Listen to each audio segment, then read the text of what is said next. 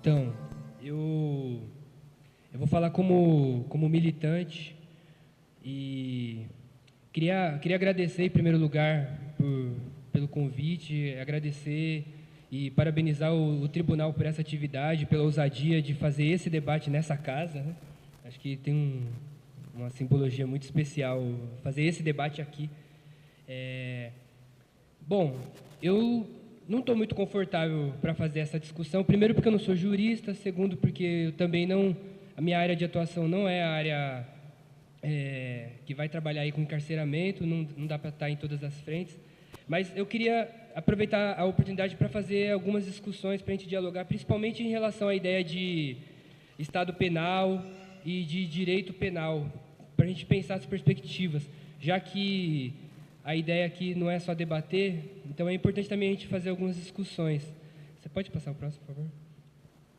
Eu queria começar citando um pensador negro que chama Francis Fanon, que ele vai dizer assim que cada geração tem a sua tarefa histórica.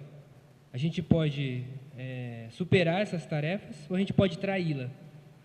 E aí eu queria começar por aí para a gente começar a pensar, né? Qual seria a nossa tarefa histórica nesse momento, no 2010 para 2011, nas duas gestões de governo Lula, nesse momento em que a gente vive numa sociedade, numa das sociedades mais desiguais do planeta, pensando nesse momento no capitalismo, né, onde se produz mais do que precisa, mas ao mesmo tempo as pessoas ainda morrem de fome, morrem de doença para o qual já existe cura, já existe remédio.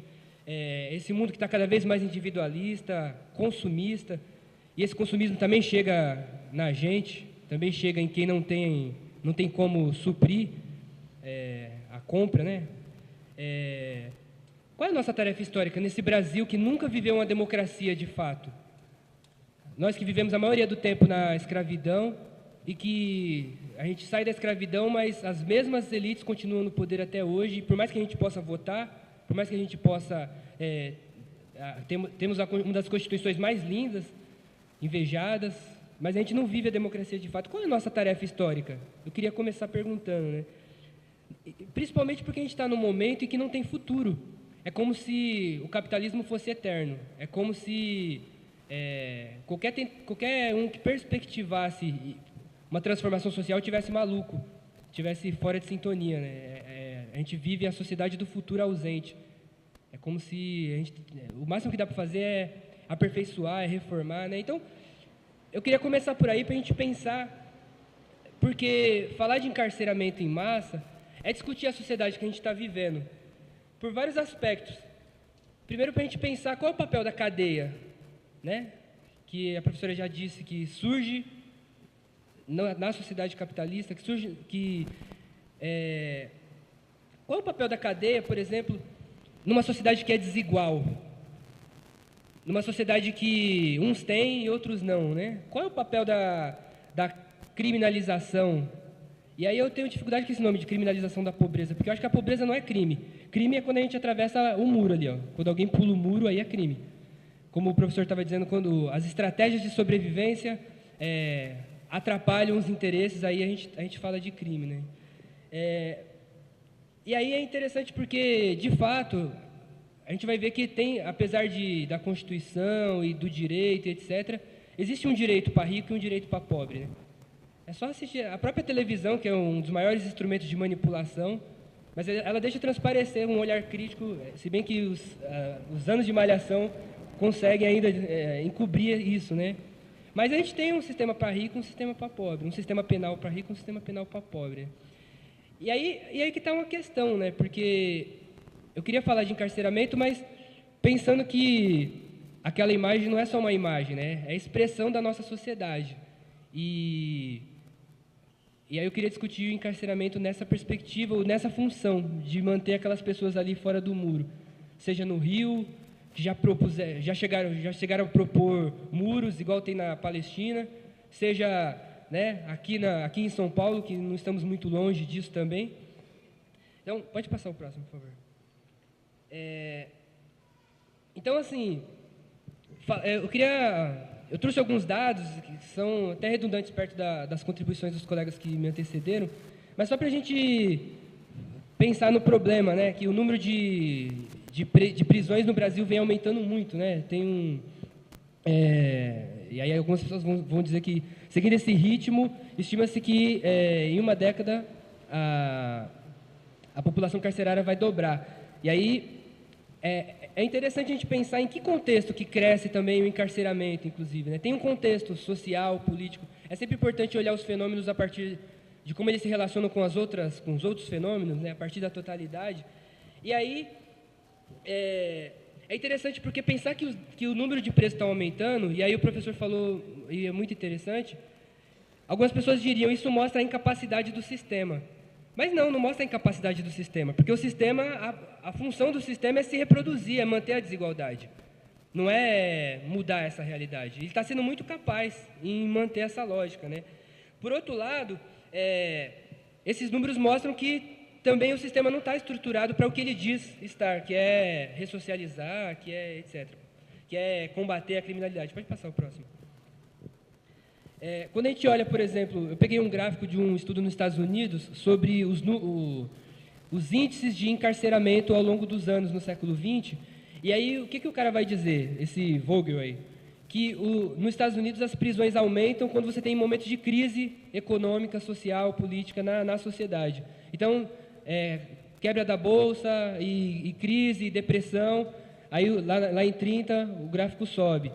Outras crises econômicas que tiveram em 35 e 40, com a guerra, sobe. Mas olha como é que o gráfico vai subir lá para a década de 80. Né? Olha como é que sobe o número de encarceramento nos Estados Unidos. E aí, quando a gente olha, por exemplo, a estrutura do próprio capitalismo, a gente vai ver que década de 70, década de 80, década de 90, é quando o próprio capitalismo começa a se reorganizar produtivamente.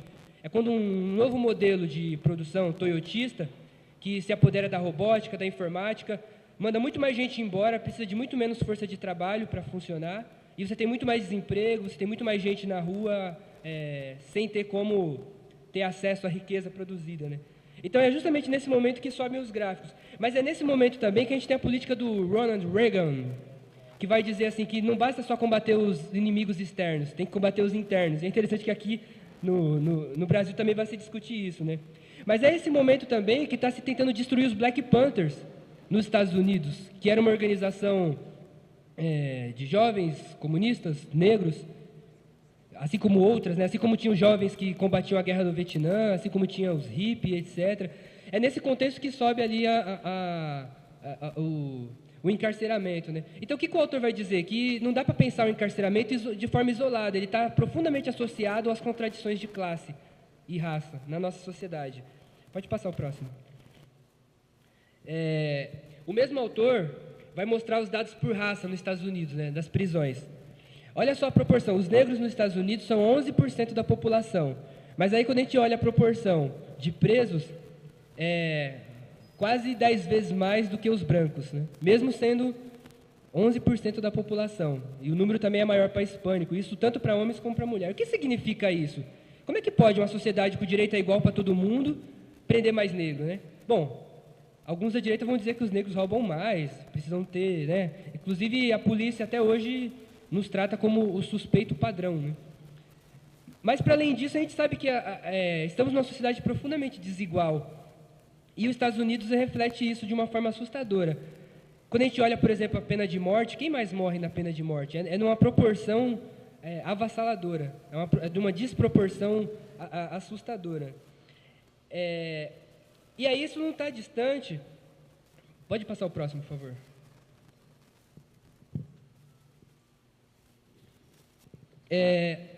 Isso significa que os homens negros tinham 8 vezes mais probabilidade de serem encarcerados do que os homens brancos nos Estados Unidos, ao passo que os homens hispânicos tinham 2 vezes e meia mais probabilidade de serem aprisionados. E aí a primeira foto do meu slide era de um cara chamado Mumia Abu-Jamal, que era um cara que era militante político, que foi preso injustamente e que está preso até hoje, mesmo com Obama, continua preso lá, e que está na cadeira, na fila para a cadeira de morte, né? Assim como tantas outras pessoas. Estava? Então mudou a situação. E aí o que acontece? É importante a gente pensar que o capitalismo, a desigualdade, o racismo, a nossa sociedade ela é tão desigual que ela precisa criar meios de contenção, né? E aí tem várias formas da panela de pressão começar a vazar, né? Seja pelo crime, seja pela militância que ousa sair dos limites da institucionalidade, seja, enfim. E aí, em toda a história do capitalismo, o crime não começa com o capitalismo. Mas o que é considerado crime? A própria noção de crime, ela é histórica. E aí, quando a gente vai olhar a história do capitalismo, a própria noção de crime está sempre associada aos interesses das elites, né? E a própria ideia de pena de morte está associada a isso. Pode passar o próximo, por favor. O triste disso é que, quando a gente olha essa proporção de classe e de raça no Brasil, a gente vê que não é diferente no Brasil. Quem são os presos, né? Eu peguei ali na internet, a proporção de presos pretos é bem maior que a de brancos. Ah, mas os negros são a maioria. Mas aqui é bem maior do que na autodeclaração do IBGE, né? Pode passar o próximo.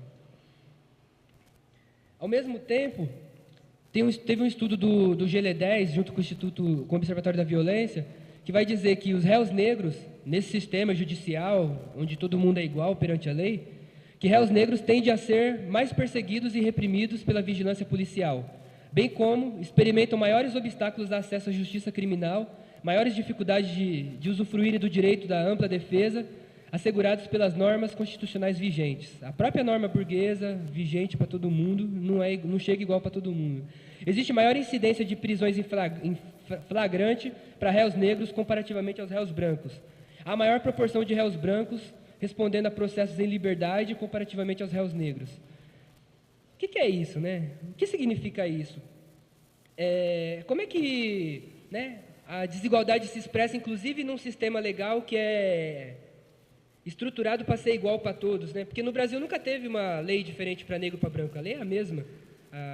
Não é igual nos Estados Unidos, que o racismo ele se pautou por um sistema legal, né? Então, como é que isso acontece? E como é que essa relação aqui se reflete na violência policial? Como é que ela se reflete na violência policial fora da cadeia, quando a polícia vai nas comunidades? Por outro lado, quando a gente vai olhar a situação nos presídios, e aí também a colega que falou, que me antecedeu, trouxe bem, é uma situação muito problemática, porque quando a gente olha, por exemplo, essa política que tem em São Paulo de transferência de preso, e o cara é preso aqui em Santo André, e ele vai lá para a divisa com Minas Gerais, o que é isso, senão o banimento? E aí a família, quem não tem 300, 400 reais para conseguir viajar para visitar, não vai conseguir visitar o cara, e o cara fica ali isolado, né? O que é o número de presos aqui ainda espalhado pelo Brasil afora sem assistência jurídica? Tem muitos que nem... que pode ser até que já passou a pena, já cumpriu o tempo previsto pela lei burguesa e que não teve acesso a um sistema como teria um médico fará, como teria um governador do DF para usufruir dos meios legais, né? O que é a violência dentro dos presídios? O que é a humilhação das famílias dos presos? E essas humilhações das mais variadas, desde jogar comida fora que as pessoas levam, até a pessoa que leva um tênis e chega na hora o Gambé fala assim, não vai poder entrar com esse tênis, para que ladrão vai precisar de tênis novo? E faz voltar com a roupa, né? O que é isso, né? Por que essas coisas não espantam? Porque são os presos? Porque são a escória da sociedade, né? E aí, por que a gente não... Por que outros povos... Por que a outra parte da sociedade não tem o mesmo tratamento? Uma questão que eu queria trazer para a gente refletir é pensar esse Estado penal, mas pensar como é que a nossa sociedade se organiza para sustentar esse Estado penal, ou como é que esse Estado penal é organizado para sustentar a lógica dessa sociedade. Pode passar o próximo, por favor. E aí a gente entra no problema, né? Porque ali está um show. Está um show para... Aí, para a gente assistir, é o Big Brother real, né? Só que aqui tem vários problemas aqui, porque todos nós assistimos isso, né? E ali está meio escuro, mas está uma pessoa arrastando outra que foi baleada. E aí eu queria retomar a fala do professor. Aqui é um crime. Não tinha ninguém... as pessoas que estavam fugindo ali não estavam atirando. Estavam fugindo. Pela lei, a lei burguesa, essa lei que é para defender a propriedade privada, que é desse Estado, que blá, blá, blá, a lei diz que isso aqui é crime. Mas é como ele falou, Não houve nenhum espanto, pelo contrário, as pessoas comemoravam. Assim como comemoraram no Maio Sangrento aqui em São Paulo, quando teve os atentados do PCC, comemorava cada suspeito que morria.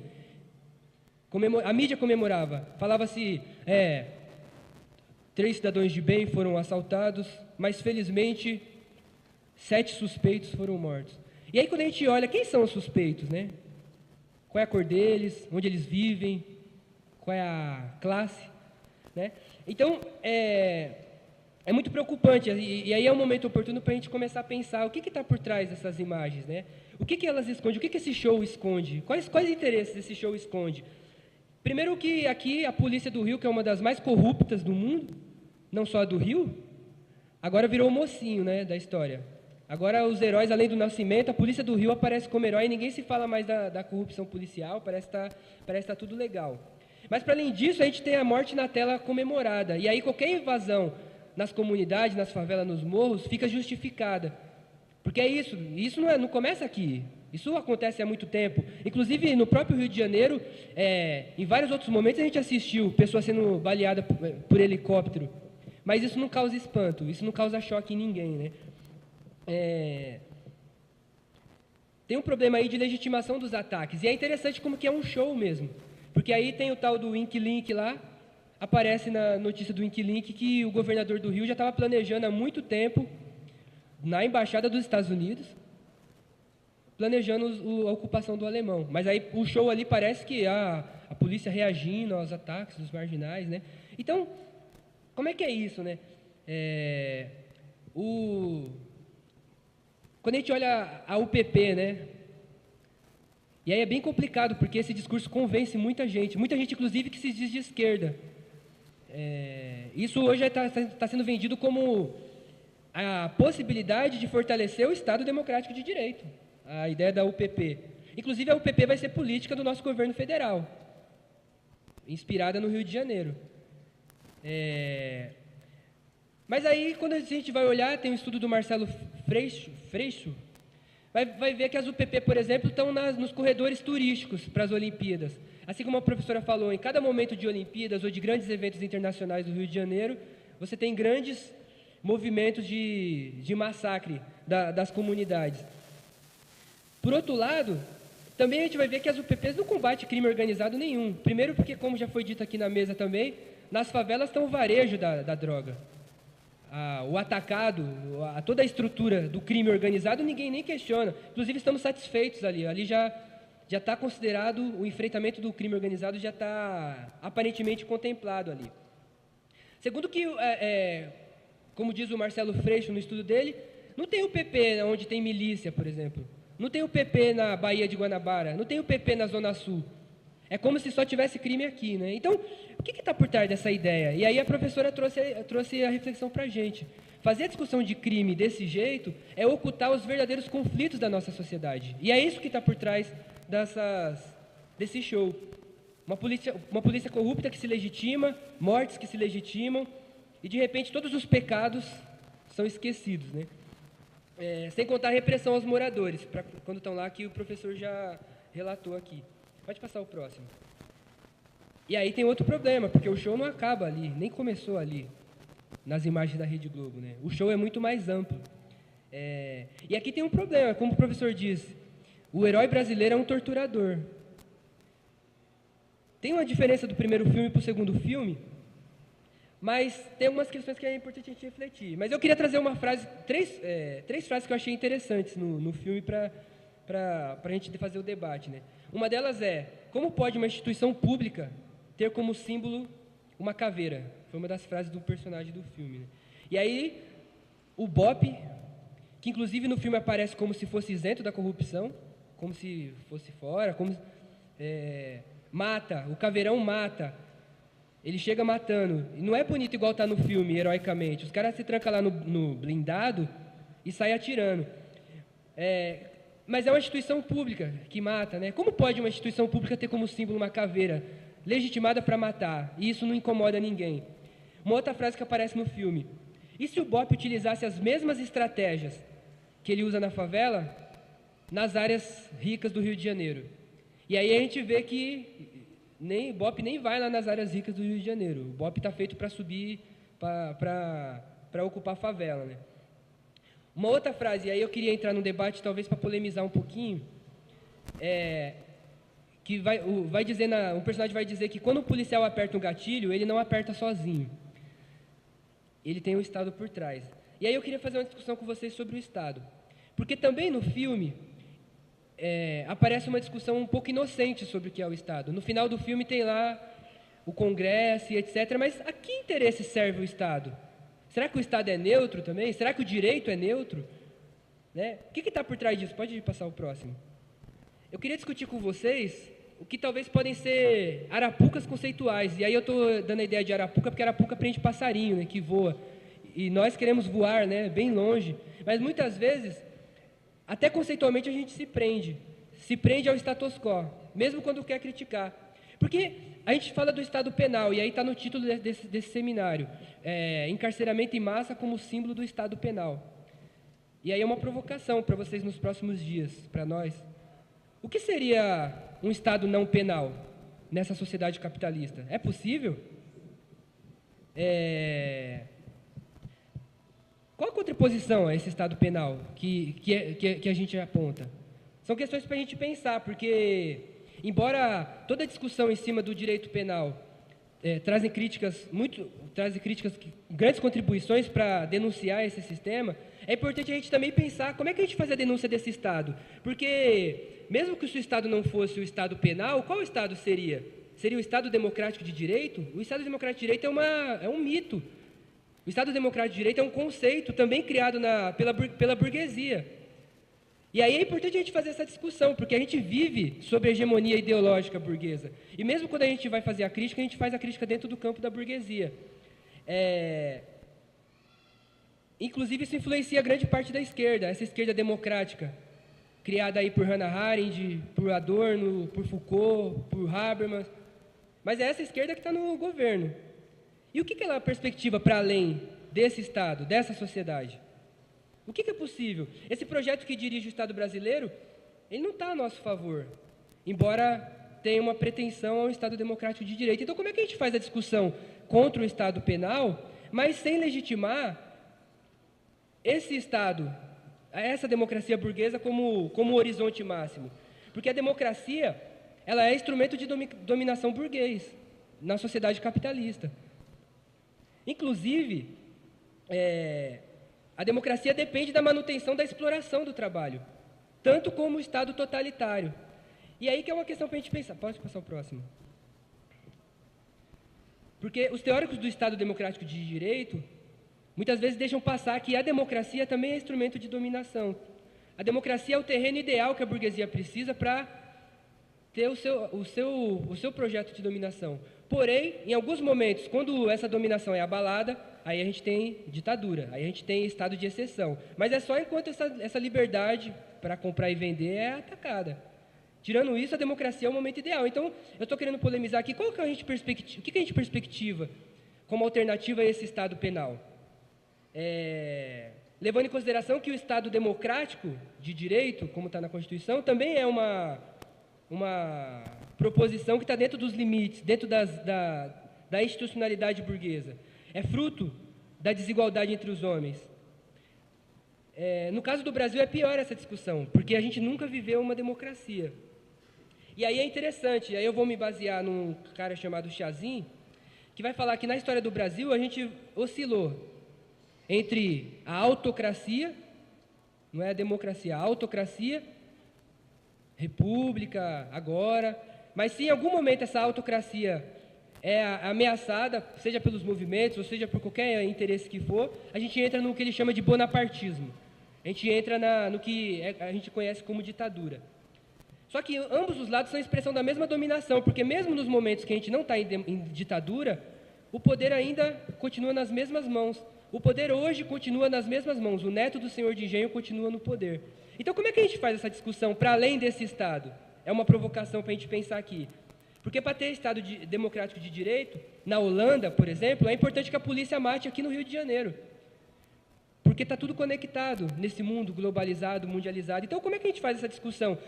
E aí eu estou dando uma de louco, porque eu sou louco em falar em outro Estado, outra sociedade, nesse mundo que a gente vive hoje. Porque é quase uma situação de loucura falar em outra sociedade, porque estamos vivendo um futuro ausente.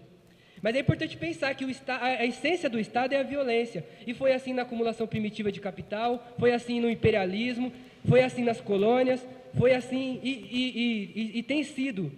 A essência do Estado no capitalismo é ser violento. E ele não vai deixar de ser violento se ele deixar de ser penal. A essência do Estado é massacrar, é conservar o poder na mão de poucos. Então como é que a gente faz essa discussão para além do Estado? É possível ou não é? Aceitamos o Estado como eterno. Aceitamos o capitalismo como eterno. Eu queria trazer essa provocação aqui, aproveitar que eu sou jovem, todo mundo fala, jovem é radical, depois quando você ficar velho, você muda. Então eu vou aproveitar aqui na minha... Pode passar o próximo. E aí eu coloco uma frase aqui. Se o Estado moderno, do Marx, se o Estado moderno quisesse acabar com a impotência de sua administração, vamos considerar aqui as mortes, teria que acabar com a própria vida privada, com a propriedade privada. Se ele quisesse eliminar a vida privada, deveria eliminar a si mesmo, uma vez que ele só existe como antítese dela. O Estado ele só existe porque, lá segundo Rousseau, no contrato social, a gente tem a nossa vida privada e a gente precisa do Estado acima de nós para mediar. E eu preciso da cadeia para pegar quem rompe o contrato social. Mas essa ideia do contrato social também é um mito. Porque que contrato é esse que é para alguns, né? Que alguns podem romper a hora que bem entender. Então, para encerrar, eu queria fazer uma provocação, porque me preocupa muito a alternativa que a gente coloca ao que a gente considera Estado penal. Se for o Estado democrático de direito, a gente está no caminho dele já. E aí eu queria lembrar que, para que tenha Estado de Direito na Holanda, é importante que a polícia mate aqui no Rio, inclusive em época de Olimpíadas. É tudo parte do mesmo processo que não está sendo questionado. Inclusive a gente pode votar, a gente pode ir e vir, a gente é livre para vender a nossa força de trabalho a hora que a gente quiser. Essa é a sociedade capitalista. Então, é possível fazer essa provocação ou não? Está tudo dominado. O Estado tem um lado, seja pela burocracia e o monopólio das leis, porque também quem define o que é lei tem uma hegemonia aqui, a definição do que é lei já é problemática, mas também o Estado ele tem o monopólio das armas, para quem foge ao controle do que foi definido como lei. Então é importante a gente pensar nisso, lutar pela superação do problema, e é um problema que a gente tem que se debruçar. Como o professor falou, não adianta a gente debater o sexo dos anjos, porque as pessoas estão morrendo, porque a polícia está matando, porque esse Estado ele é violento, e a gente tem que se confrontar, a gente tem que se mobilizar, a gente tem que fazer alguma coisa. Mas, por outro lado, é importante também a gente pensar para que lado a gente vai. Então, e aí, se a gente não falar em transformação radical da sociedade, a gente sobra aceitar essa sociedade como ela está. E aí, falo radical, transformação radical em todos os aspectos. Então, é importante reconhecer que o Estado é um instrumento de dominação de classe, mesmo o Estado democrático de direito. É importante reconhecer que o problema principal não está nem no Estado, está na sociedade civil.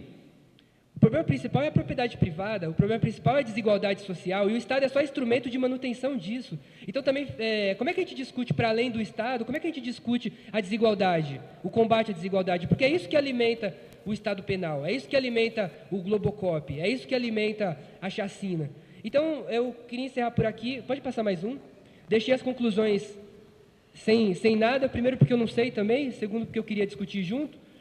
Mas, principalmente, porque eu acho que é o momento da gente começar a fazer algumas discussões que deixaram de ser feitas. Começar a fazer algumas provocações que deixaram de ser feitas, com o risco de passar por louco. Obrigado.